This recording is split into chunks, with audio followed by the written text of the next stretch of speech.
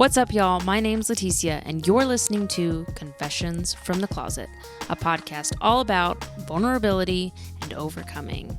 It's time we get ourselves unstuck from these boxes and these closets that we've allowed ourselves to be trapped in. We're so much bigger than these boxes we've been in. It's time we go deep, y'all. What's up, y'all? Welcome back to another week of Confessions from the Closet. It's been a minute. We took 2 weeks off unexpectedly. We were going through some things, and if you follow us on social media, you probably know some of the things that we've been through. We just recently had a really tragic loss in our church family. Our pastor suddenly passed away, and we just knew we needed some time to mourn. And that's the main reason we haven't been doing this. Ooh, my light's not on. I'll turn on my light. So thank y'all for y'all's patience and all y'all's messages for people who have reached out. We really appreciate it. It's still very raw and very rough. He was very special. If you've listened to the episodes, you know I talked about him in every single episode, and I will continue to share pieces of the wisdom and grace he taught us. So try not to cry too much today. Today, we're going to talk about something I've been praying about, and something, when we went through the beginning of 2 weeks ago is when it happened.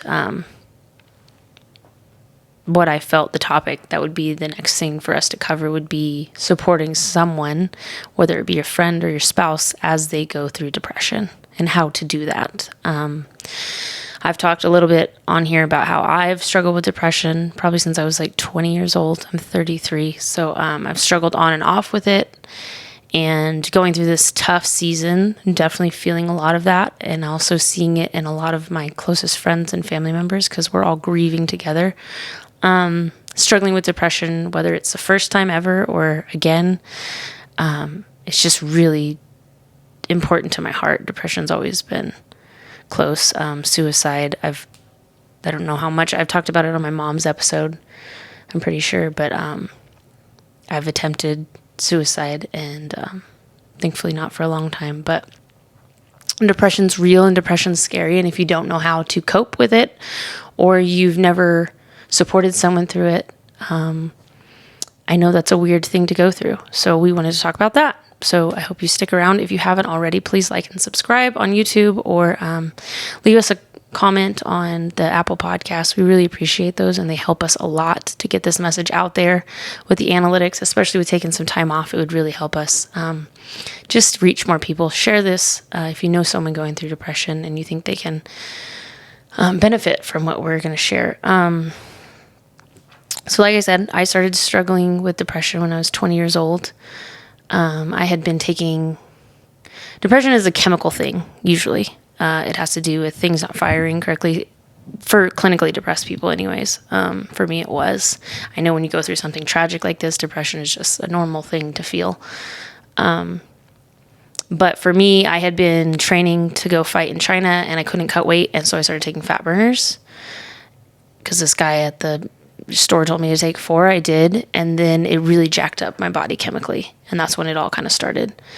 And so I started going through my depression. I was a college student. None of my friends had ever been around anyone who had gone through depression. We were super FCA Jesus people, and one of the things I was told a lot was fake it till you make it. And you can't fake it when you're going through depression. It's very real. It's a very scary place. But once I did finally get to this point where I was so close to parking my car on the train track, and then this train came by, and I just screamed no. I could feel the devil trying so hard to take me away. It's very demonic. Depression is a very demonic, scary thing. For me, it was. And I just screamed no, and then I drove to my mom's house instead of to my house, and crawled in her bed and told her what was happening and what was going on, and the next day I went to the doctor and got on antidepressants. Thankfully, I had a really great doctor who also loved Jesus, and he explained how usually things aren't firing correctly in the brain and you need help. And so my plan was for a year on antidepressants and then to taper off and just use it to help me get back to normal. He also had me go to counseling, which I highly recommend because through counseling, I learned how to cope with my depression and how to not just stay stuck in my head all the time. Because with depression, if you stay stuck in your head, all those thoughts and all those lies start going so fast that you do get to that point. For me, I got to that point where it's just like, I can't do this anymore. Yes, I believed all the lies. They were just all in my head going so fast. And the thing with antidepressants for me was when I did get off of them the first time, my body started having withdrawals. And then I had to get on them a second time. And I had gotten off of them right before I met Mari the second time. It was about 1.5 years that I'd been on them. And then I started going through withdrawals again, like 1 year later. Do you remember? Yeah. And so I knew I didn't want to take them anymore. You were going to say something? I was going to say, what did that feel like for you? It felt worse when I went through the withdrawal. And it was like 1 year later. It was 1 year after I got off. It felt worse than when I started the antidepressants. I couldn't control my feelings. I saw red. I was angry. Like it was just bursts of emotion and like big emotion and kind of like a toddler, kind of like Apollo. And it was scary and I was very depressed. This was like right before. No, it was a couple years before we started going to more that this happened. Anyways, I went to a local natural vitamin shop here where I met my friend Eden and told her what was going on. And she helped me get on natural stuff that would help reboost all my hormones and all those levels. And I took 5-HTP and taurine. I think that was all I took. And my God, it was like night and day. It just kind of helped game changer. Boost it. And that was almost 8 years ago. It was like right at the beginning of our marriage. And now I don't have to take them anymore. I probably should right now in this season take some. You probably should too. But just to kind of boost everything back up and help your body relearn how to fire and what levels you need. But those are game changers. And I think the first time I got off of them, if I had known that, I would have never had to get on them a second time. Yeah. Because I was having withdrawals and my body didn't know how to refunction. And if you use antidepressants, like I have nothing against them, but I know that coming off of them was so hard. And I knew I didn't want to be on them long term for several reasons, just personal reasons. But I know a lot of people, they just do better with them. I did when I was on them. But there's also some that don't work well with everyone's body. So my first suggestion would be, one, try something like 5-HTP and taurine. They really do help. I don't know the exact reasons. I'd have to re-ask Eden. I don't remember what they do, but it was night and day.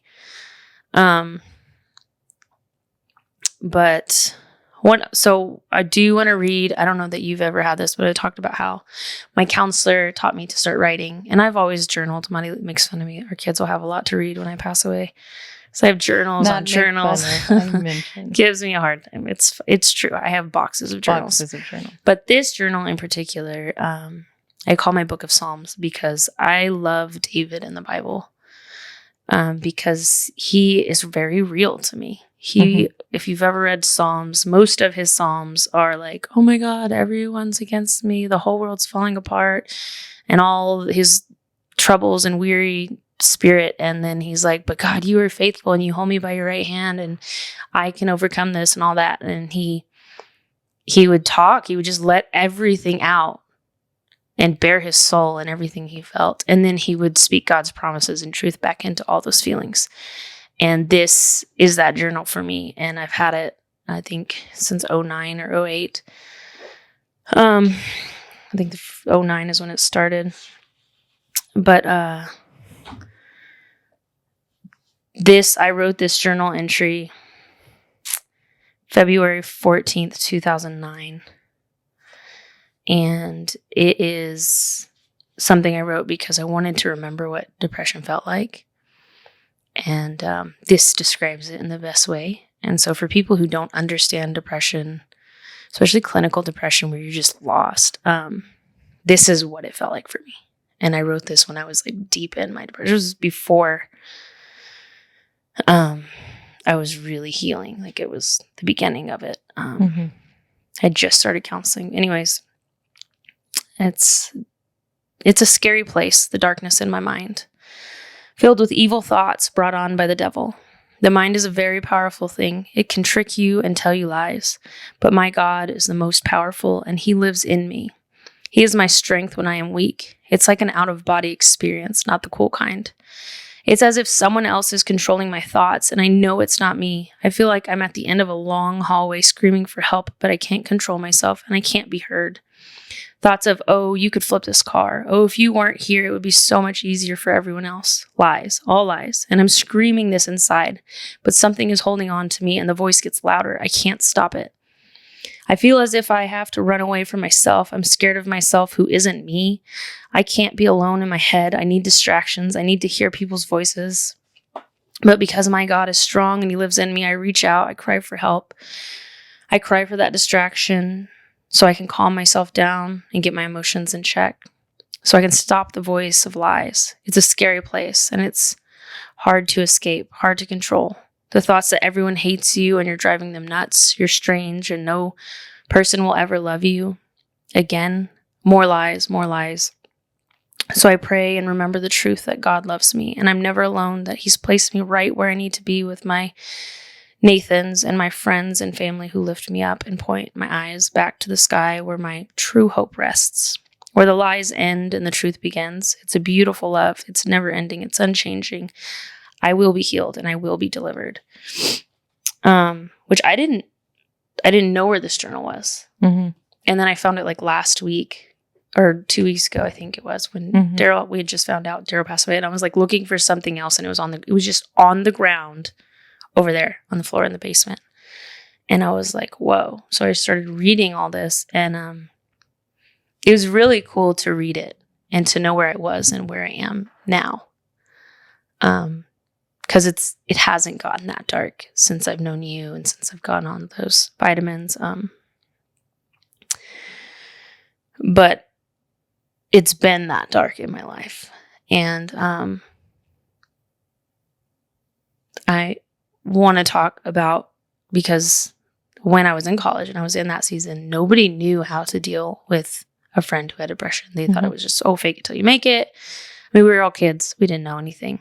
And I was like, yeah, I tried. You just can't. But you have helped me so much through my depression in the 8 years that we've been married and together. And that's what I want to talk about, because for me, yes, journaling. And it's something I started doing the day after we found out Daryl had passed away.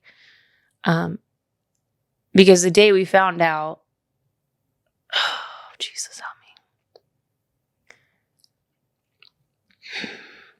I wasn't planning on talking about him. I had all these thoughts and these regrets because he was going to be on the podcast, and I had all these thoughts, and what I never told. Oh, I should have told him how important it was that he did that, and how healing it was that he did that, and all these thoughts and feelings, and then they just start swirling through your head, which makes you depressed and makes you live in regret, and that's what the enemy wants. And finally, I woke up. You had to go back to work the next day, and I just started writing out everything he had done for me, like as if he was going to read it. And just to get those things out, all those feelings that I had, like all the, man, I should have, I wish I would have, why didn't I? Which is what you always feel through loss, but writing it out helped calm my brain back down. Just like when I go in my depression spiral, getting out everything that I was feeling and hearing and writing it on paper helps you like come back down to earth, kind of, because when you're up in your head, it's scary and it's suffocating. And that's how that's how I felt with all the regrets I have, the things I should have said and that I never did. I felt like I was drowning again. in a different way, And so writing out all those things to him helped, so that's always my suggestion. If you're going through something, if you are one of my friends who's feeling all the same regret and pain, I would say write all of it out. You don't have to post it on Facebook. I did post some of it, and I keep posting little bits when I feel comfortable. But I've been wanting to write a book for a long time, like a memoir of all the things that we've been through, kind of stories that we share on the podcast and everything. And that day I just was like, Daryl's going to be the first chapter, and just the things that he did for us and for me in my life, and that he was an answered prayer. I prayed for someone like him, a pastor like him, for like 5 or 6 years before I met him.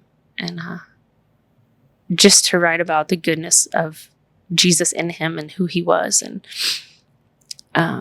so I just started writing my book, and it helped me because I got to just express all those things that I was feeling. And so whether it's you're one of my friends who's feeling this pain, tell him, write him a letter. He sees it. He knows it. He hears it. But it'll help you get it out of your head, because it needs to come out of your head.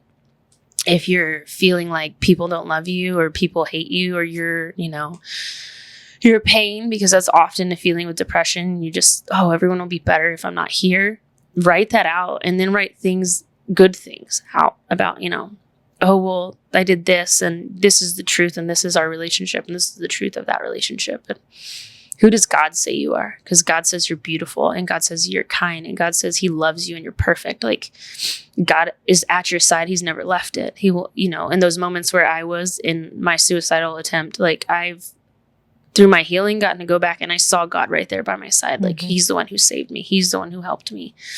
And he never leaves, no matter what you think. So a couple of things. Do you want to talk about being someone married to someone through depression? I mean, it's very real. And I know I can look and see the signs of when you're starting to feel depressed, or, I know it. So I try to be supportive, and I know what you need. What signs do I give off? You want to be alone. Isolate. Yeah. You don't want to go anywhere. You cry a lot. Yeah, I do cry a lot. I usually have breakdowns. Or you get really angry really fast, real snappy. But it's usually because you're in a funk. Dealing with something in my head. Yep. I'm going to adjust your mic because it's bothering you. Okay. There? Yeah, it was just like way over here. And that's usually when I can't get your audio right. Yeah, those are good points. I do snap a lot because, and it has not, I've learned to tell the kids, like, why don't you go outside for 20 minutes before I lose my crap on y'all and y'all have done nothing. I'm trying to deal with something right now. And this time it's both of us, so it's a little bit different, really hard. Which I know a lot of our church families feeling, yeah, both people we're all mourning. Everyone. So it's kind of hard to be the supportive spouse. When I'm going through the kind of same thing. Yeah. And so we both kind of have to have our moments each. Yeah. I think I noticed something in the last couple of weeks because we are both, we had other stuff that we were dealing with from June, and that we were still trying to work through. And I feel like God's really moving in that now, finally. And just trusting him with all the stuff that happened with your family. And but I noticed that we would fight about dumb stuff, and that you were doing things that I do, like you were snapping, or you were feeling unloved or unsupported, and then I would realize it was your pain, Yeah. And you need space when you're going through your stuff, and I need comfort. Yeah. You need me to just be quiet and leave you alone, where I need to be hugged or held, or I need a physical touch. I need, one of the things that helps me a lot, like when I'm spinning is what I like to call it. It's just start spinning and I can't shut up and just making a fight worse that doesn't even need to be a fight. And I always have started to tell you, just hug me, which is hard for you because usually I've started this stupid fight. They're like, you're like, stop talking. I'm like, just hug me. And you're like, just stop talking. And I'm like, if you just hug me, I could come back down to earth. And Apollo's the one who taught me this about myself, because I'll start getting after Amaya or him and he'll just hug me and tell me it's okay or something. Yeah. And then I just catch my breath and I'm like, thank you. He taught me that about myself. Like he just knew it instinctively. And so that's why I've been having to tell him, like, please hug me. Like, you don't have to want to hug me. Just do it. And I'll come back down. I'll stop spinning. And that's something I've just recently learned about myself, because there's some times and you're like, why can't you just stop? And I cannot stop talking. I have to like walk into another room because I can't. It's really hard. I know people are like self-control. I'm like, literally, I get so wound up that I cannot stop unless someone will hug me, because my head just goes so fast. So that's something Apollo recently taught me about myself. And it's not everyone's thing. It's not Mari's. Like, Mari was crying the other day and I just knew that she needed space. You let Amaya comfort you. And I just walked away. And I knew that you wouldn't feel unloved if I walked away. I knew you would feel like I was loving you by walking away. And I just went and sat in the living room, waited for you to calm down. Which is, people are different. And you just have to learn what your person or your friend, whatever, what their thing is. And ask them, I just finally told Monica, she's like, no, I'm not going to hug you. I'm like, literally it'll stop. It'll help me stop. But I had to like actually tell you that, because you're like, it didn't make sense when I was saying it in the moment. Then later I was like, if you just do it, like literally, I'll catch my breath and I'll be okay. And I'll stop. It'll benefit you more than anything. Another thing that you started doing, because I went through a really bad depression right before we started going to more, which we've kind of talked about. Like, I was finally like, I had said, I'm either going to have to get on antidepressants or I'm going to have to start smoking weed, or I need a church. I said that. Yeah. Like, that was exactly what I said. Is I have to find a community of faith, like, because we kept trying and we tried Catholic churches and we just did not feel welcome in there. Like, we didn't feel like it was home. And obviously you were raised Catholic. I was not. My mom was Catholic when she was younger, before she got saved and became I guess non-denominational Pentecostal, whatever. At the end, it's all about Jesus. Okay. But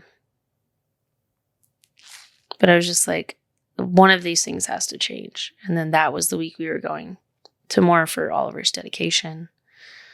My nephew Oliver, and God answered that prayer, and I didn't have to start smoking weed or get on an antidepressant. Thank you, Jesus. I found more. And yeah.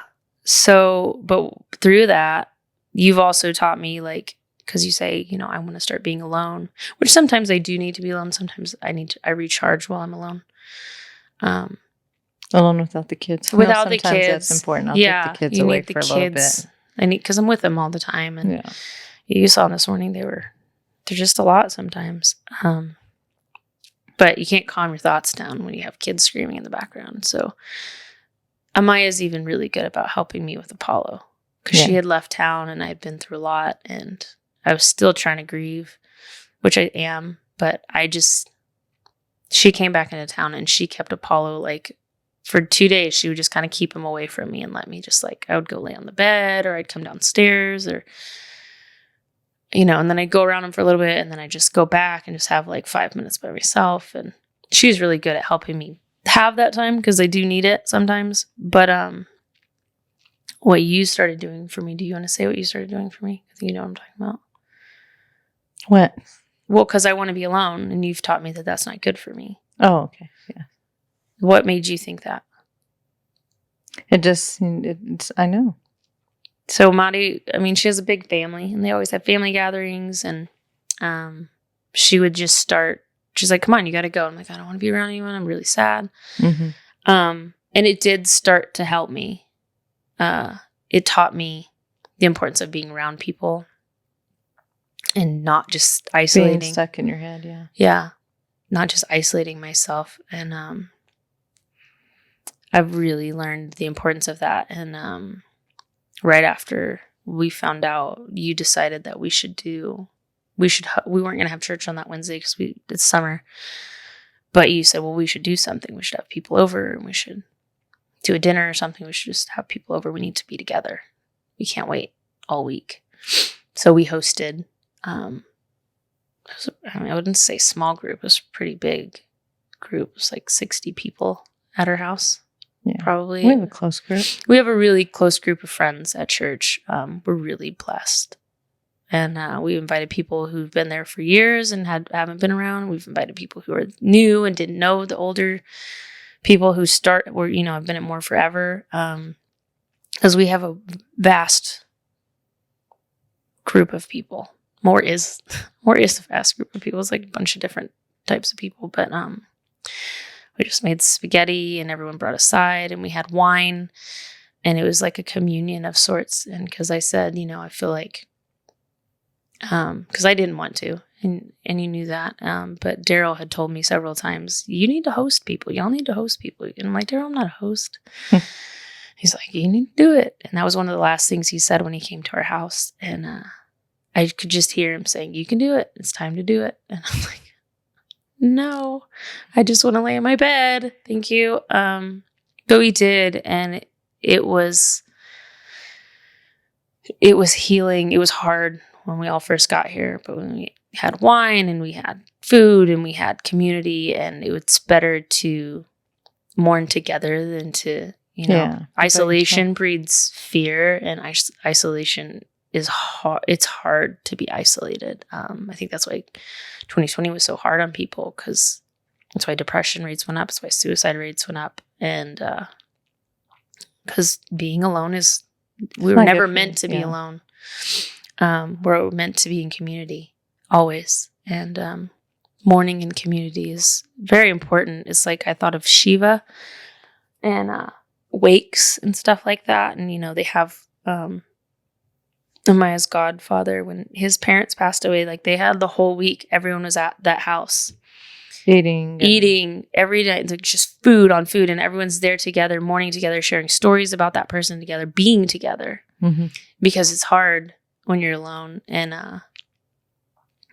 that, my mom's a funeral director, but like past history, different cultures, you would have the wake and the body would stay in the house for that whole week. That's how that started, that process, that where you're together all week. The body was in the house, so you got time to spend with them and mourn properly and have closure and speak with them, and not where it's at a funeral home. You only have a certain amount of hours, a certain amount of days. That's changed. But that's originally what it was like, because it gave the family time to grieve, and the friends and the people. I mean, I think we're all family when you love someone the way we loved him. And it just felt right. And then someone else hosted something that Saturday after the funeral, and then the next Saturday someone else. And I just think when you're going through depression, or you're going through loss, or you're going through something, I think I didn't believe this in the beginning. I was like, no, Mari, I just need to be alone. It's important to surround yourself with people who love you. And I mean, even when we weren't with our church family, we would go over to our best friend Matt and Tino's house. And I didn't have to be happy over there, because I feel so safe with him. Y'all would be like, why are you mad? I wasn't mad. I was just thinking, and I was sad, and I was with people who I felt safe enough that I could just be sad there. I didn't have to be sad alone in my room. Yeah. I'm safe enough, where when I was in college, I couldn't do that because my friends fake it, and I'm not saying this is a bad thing. I'm just saying, if someone who's just hurting and they come to your house, they trust you. One, they're trusting you with their feelings, and they don't have to talk or anything. Just you letting them be there and continuing on. It's like I laughed and I had fun, but a lot of it I was just zoned out because I was hurting. I'm very hurt, and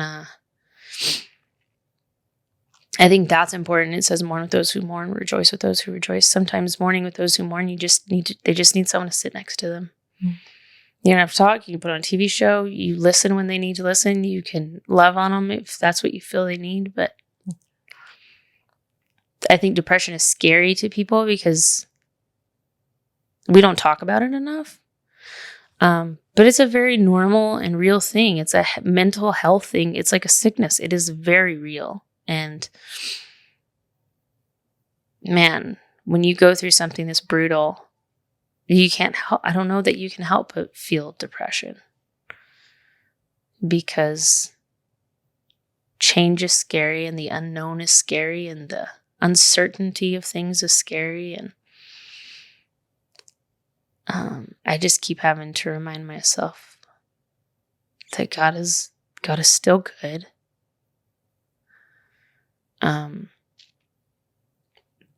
That the heart of who Daryl was and is the DNA. They say the DNA, his spiritual DNA, is in all of us at our church, and that we all carry different pieces of him.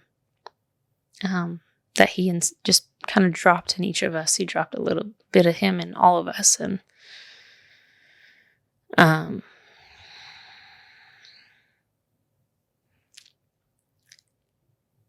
and I want to say, God's not afraid of your anger. Like, I've been mad at God, and I've told him I'm mad, and he's okay with that. He's not offended. He's not hurt. He knows.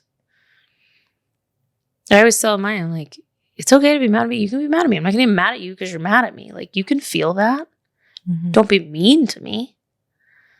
But you can be mad because I feel like that's how our Father is. That's how God is. God, Father, Mother, whatever you want to call them.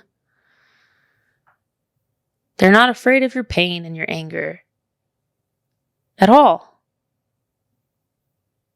And it's honoring, and it shows that relationship and that trust with God, that I can be like, I'm mad at you right now. I'm mad at you for all the crap it feels like a lot of crap's happening. Not just us, not just because of this loss, but like a bunch of other stuff with our friends, weird crap. It's just crazy. And the enemy wants to rock our faith so bad. So bad. But God's not afraid of your anger or your hurt or your pain. It doesn't catch him off guard. I think it's honoring. Sorry, my hands are going to sleep. Honoring to him that we can be honest with him. And it's healing for us that we can be honest. And he's like, it's okay. I love you anyway. Thanks for telling me. Yeah. I know. I understand. I don't know. Do you have any? You haven't talked a lot, but I haven't talked a lot. I expected you to talk more, just because you are the one who supports me. I said the ways that I feel like you support me. Taking me on a date and getting me away from the kids if you have kids. Oh, yeah, I do that a lot. That's very important. When I know you're down, hey, usually call your mom. You've already called her, yeah. Already called her. Can you please? Of course. And I'm going to get ready when I get off work. And you're always like, for what? It's like, we're getting out of the house. Mm-hmm. And we just go have dinner. Just me and you. We talk. Yeah. And enjoy wherever we're at. Mm-hmm.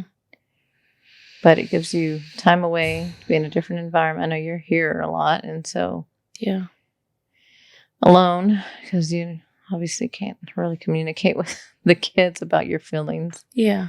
So I know it's important for us to get away and you can talk. Yeah. Or vice versa. Yeah, it's so important. Or being with friends. Last night we went on a little baseball date without the kids, and it was some friends. Having adult time was to nice. Talk. I mean, when you talk to your friends mm-hmm. are, they know you. Yeah.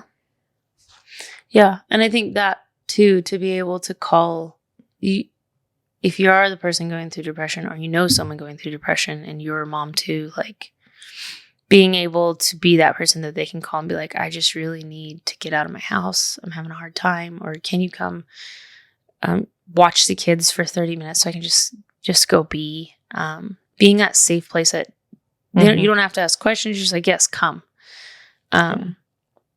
You know, this is a really weird situation to be in. I've never grieved the way I'm grieving. Yeah. And I've thought about it a lot. And I was like, it's because I'm not just grieving for myself. I'm grieving for your pain. I'm grieving for my best friend's pain. I'm grieving for the whole church family's pain. I'm grieving, not just grieving for myself. I'm grieving for all of us. And that's big. And to be able to support your friend. Daryl was big. He was very important. Yes. Some people don't understand what it's like. It's like, oh, we lost a pastor. No, like he was a teacher. He was a friend. He was one of the first people who came and visited us when Apollo was born. He's prayed over Apollo when I was pregnant. You know, like he was so much more than just a pastor. He was so good. So, like even one of my friends came over and was like, you can do whatever you need. We don't have to talk. I got Bailey's. I got coffee. What do you need? You can, whatever you need, I'm here for it. Because sometimes when we're in our pain, that's all we need to hear is that. And most people won't tell you exactly what they need because you're so sad. You're so depressed. Sometimes all you need to do is just be there. Just show up. Yeah. Show up. Show them that you love them. Show up anyways. Take them a care package. Like, yeah.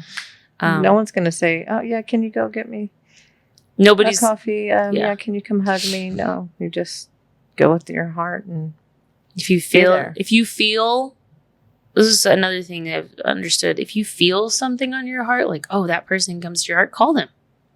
They might be going through something that day that you have no idea about. And the Holy Spirit's trying to say, hey, call this person. They need your call. Yeah. And it could change their whole day. They could be in a moment of suicidal thought. You don't know. They could be through any kind of moment. Yeah. And you feel them, you call them right away. You call them as soon as you can. And you let them know they're loved and they're seen.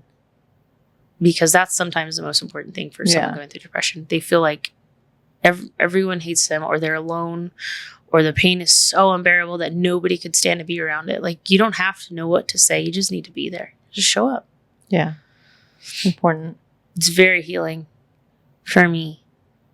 I mean, I went to the park and we just sat with my friend and the boys played, and it's harder to talk when you have toddlers. But just to not be alone is really, really important when you're hurting. Yeah. Because when you're alone, all those thoughts start going and it gets real bad. You start spinning and you feel like you can't breathe. So, I don't know. I mean, there's not a lot of things, but they're very powerful things. Write it out.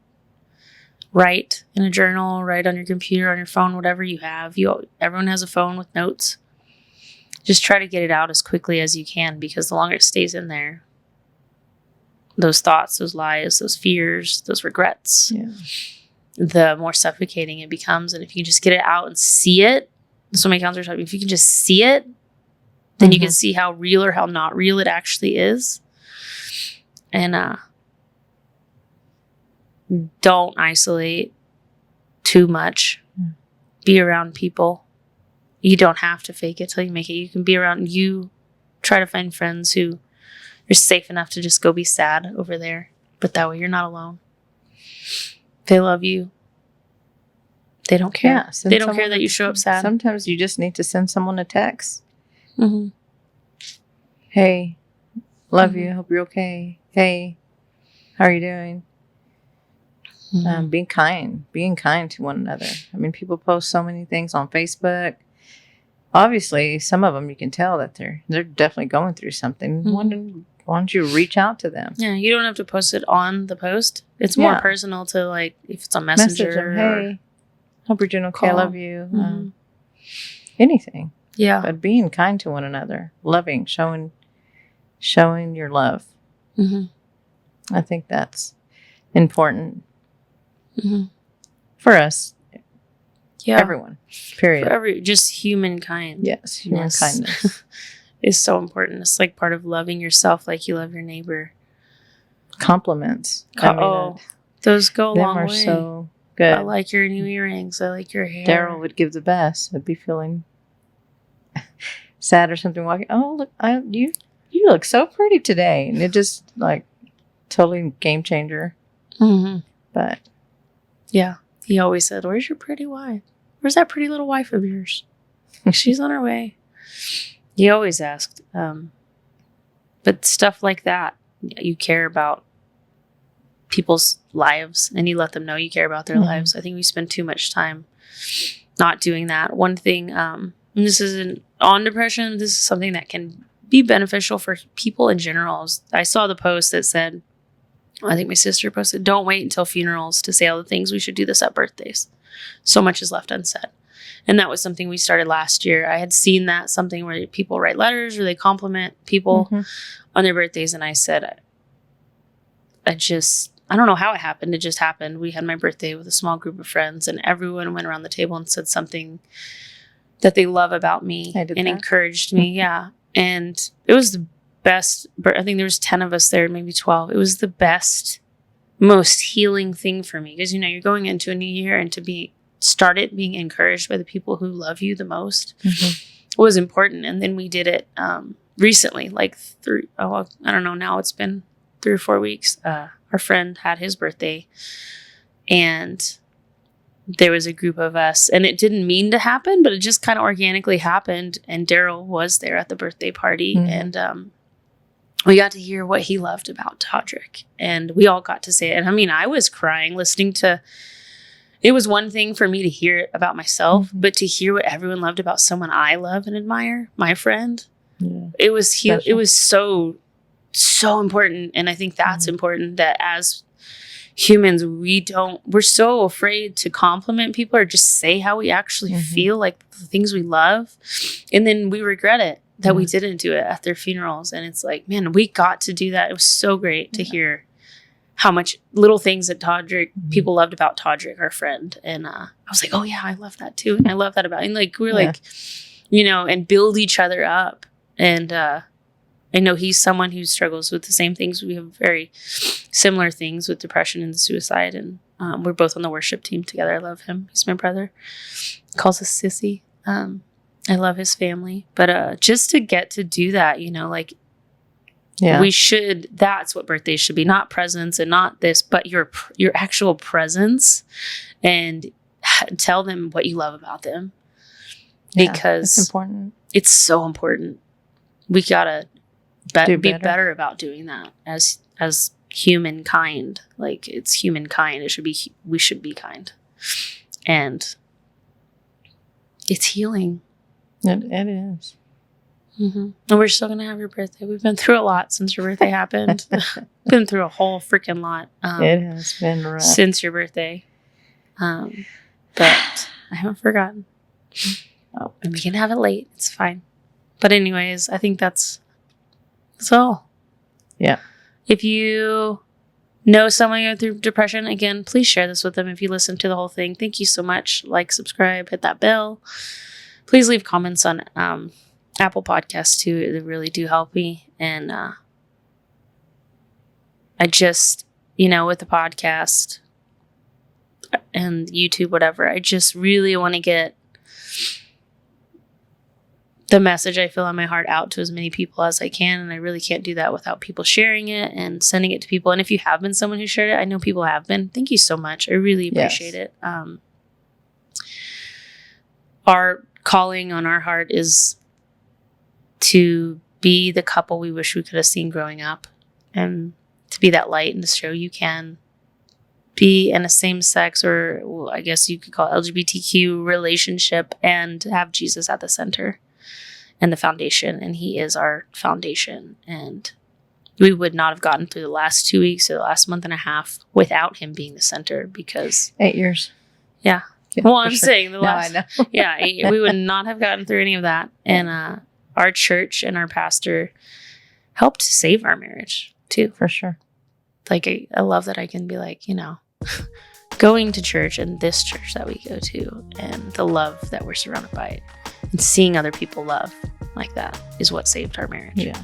And healed it and continues to. So anyways, until next time, have a great one. Thank you. Thank you. Hey guys, thanks for listening to my mom's podcast. Be sure to hit that subscribe button, turn on the notifications, and give this video a big thumbs up. Also, thanks for your comments and your feedback. Hey guys, thanks. Hey guys, thanks for listening to my podcast.